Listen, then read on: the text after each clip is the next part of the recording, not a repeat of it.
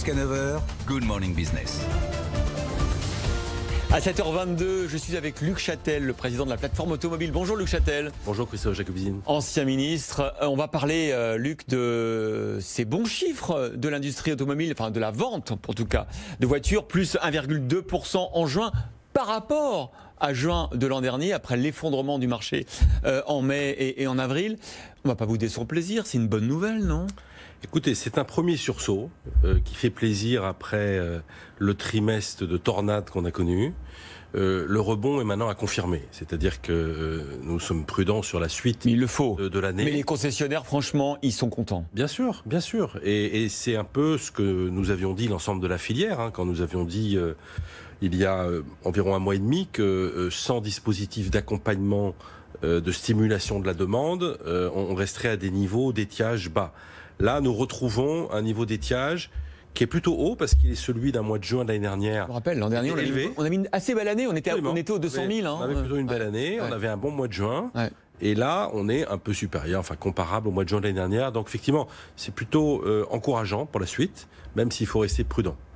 La prudence, elle s'impose. On a consommé le tiers de la prime à la conversion promise par l'État. Le plafond, c'est 200 000. On a consommé apparemment 60 000. Ça veut dire que cette prime va être disponible jusqu'à quand, d'après vos calculs et d'après votre calculette, Luc Châtel ? Alors, c'est très difficile à dire. On consomme environ 20 000 primes par semaine. On est sur un rythme actuel d'environ 20 000 par semaine. Donc ça veut dire quoi ? Ça veut dire que, en gros, dans le courant du mois d'août, la prime des 200 000, le quota des 200 000 devrait être atteint. Est-ce que vous réclamez de proroger ensuite cette prime? Est-ce que vous demandez à l'État d'aller au-delà des 200 000? Non, ce que nous disons, c'est que, et nous l'avons dit dès le début, c'est qu'il faut toujours se méfier des effets de seuil, ce type de prime à la conversion. Donc nous discutons actuellement avec le gouvernement de la marche descendante, c'est-à-dire de l'étape suivante. Tout arrêté du jour au lendemain. On a connu par le passé des primes à la casse qui terminaient ainsi et ça avait un impact très négatif. Il faudra tuiler. Voilà, donc l'idée, c'est d'un tuilage et on discute du gouvernement actuellement de cette étape. Vous avez bon espoir que le gouvernement vous entende? Ils sont assez à l'écoute. Non, depuis le début, le gouvernement a intégré ce phénomène, c'est-à-dire qu'il faut éviter le stop and go qui est jamais bon, surtout sur un marché qui a une inertie très forte. Et on le voit très bien parce que ce matin, les chiffres des ventes sont bons. La vérité, c'est que la reprise dans nos usines, elle n'est pas encore totale. Ah non. Là, on est à 60%. Il y avait beaucoup de stock là, qui a été écoulé. Alors, il y avait beaucoup de stock. Et puis, vous savez, c'est l'ensemble de la chaîne de valeur. Le temps que les usines redémarrent, c'est difficile d'arrêter les usines. On l'a vu au mois de mars. C'est encore plus compliqué de les remettre en activité. Et là, on est à peu près à 60% de niveau d'activité dans l'industrie automobile. On pense qu'on sera autour de 85% au mois de juillet, donc c'est en train de c'est pas remonter. Mal quand même. Oui, on est en train de remonter, donc c'est plutôt encourageant par rapport à ce qu'on a connu ces 3 derniers mois. Vous craignez pas quand même un effet feu de paille? Je me souviens, on avait eu ce débat il y a un mois et demi, quand le gouvernement réfléchissait à cette prime. J'avais un Parato, le patron de la marque Peugeot par exemple, qui me disait surtout pas de prime parce que on l'a vu ce qui s'est passé en 2008-2010. Derrière, le marché était malade pendant des années parce qu'on avait vendu trop de voitures trop vite. Nous avions fait le constat, il y a un mois et demi, il était partagé par l'ensemble de la filière, et c'est pour ça que le gouvernement a accepté ce dispositif, que sans dispositif sur les véhicules thermiques, on n'arriverait pas à ce sursaut qu'on a ce matin. Voilà. Et je dirais que les chiffres de ce matin démontrent que finalement, on avait mis sur la table les bons termes du débat. Donc il nous fallait un dispositif qui dépasse uniquement l'électrique ou l'hybride pour qu'on touche largement l'ensemble du spectre et que les usines puissent redémarrer. Ce qui est en train de se passer, les résultats de juin, les prévisions d'activité en juillet, laissent penser que les choix qui ont été faits jusqu'à présent vont dans la bonne direction. Je reste très prudent parce qu'on n'a aucune visibilité sur l'automne.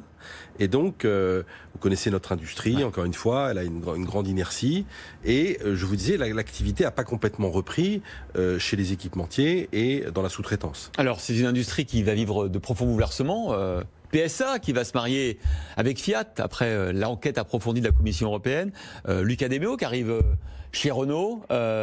Comment vous voyez l'évolution de ces... Bon, vous n'avez pas trop le droit, mais on est entre nous, Luc Châtel, de l'évolution des deux groupes, leurs forces, leurs faiblesses? Non, d'abord, c'est pas à moi de commenter les forces et faiblesses de mes adhérents. Vous les connaissez bien. Non, ce qui est certain, c'est que, si vous voulez, moi j'ai connu ces groupes il y a 12 ans quand j'étais ministre de l'Industrie. et je les pratique au quotidien depuis 3 ans, depuis que je préside la filière. Il est clair que ces deux groupes sont sans doute aujourd'hui étaient mieux armés avant la crise Covid, avant le 15 mars, pour faire face, qu'ils ne l'étaient avant la crise de 2008-2009. C'est-à-dire qu'il y a eu une dizaine d'années d'un grand travail d'amélioration de la compétitivité, de mondialisation, de remise en question, de stratégie de développement qui font qu'ils étaient mieux armés avant la crise Covid. Évidemment, la crise Covid, elle affecte tout le monde. Donc les opérations que vous évoquez, elles sont en phase avec un marché mondial qui est en pleine mutation. Il faut faire face, il faut se préparer. Les investissements dans l'automobile sont monstrueux. C'est-à-dire que oui, l'électrification, c'est plus de 200 milliards d'euros en Europe sur 5 ans. En plus des investissements courants. Donc je pense que c'est important d'expliquer au grand public comment on fait pour capter demain des grands projets automobiles en France, par exemple, en étant capable d'attirer des investissements sur l'innovation, sur la recherche, sur les projets du futur.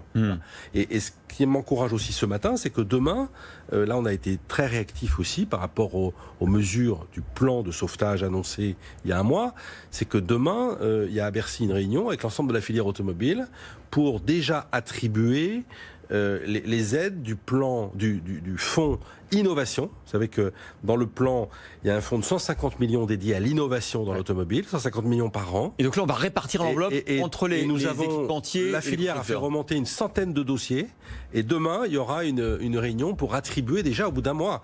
Donc il y a une vraie réactivité et ça, c'est encourageant. Ça va assez vite parce que vous avez vu, on a dit dans notre journal que les Chinois débarquent. Par exemple, très vite, BYD, la marque chinoise, et puis Airways qui débarque encore, ça cet été, avec des voitures à prix cassé, des grosses des grosses voitures électriques avec l'équipement de toute la Corse en électricité. Mais comme je vous le disais, si vous voulez, le marché auto aujourd'hui est mondial. La Chine, c'est le premier marché mondial.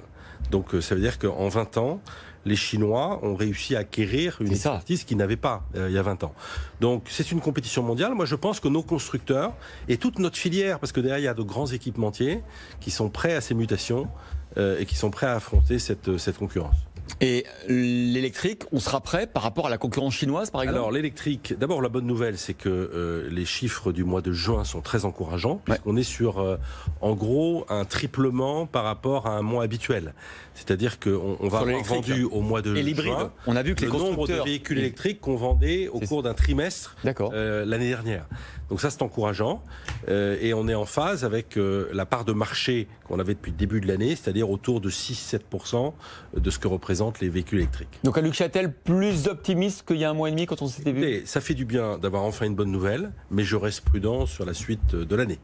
Et vous avez raison. Merci Luc Châtel, la plateforme automobile, d'avoir été avec nous ce matin.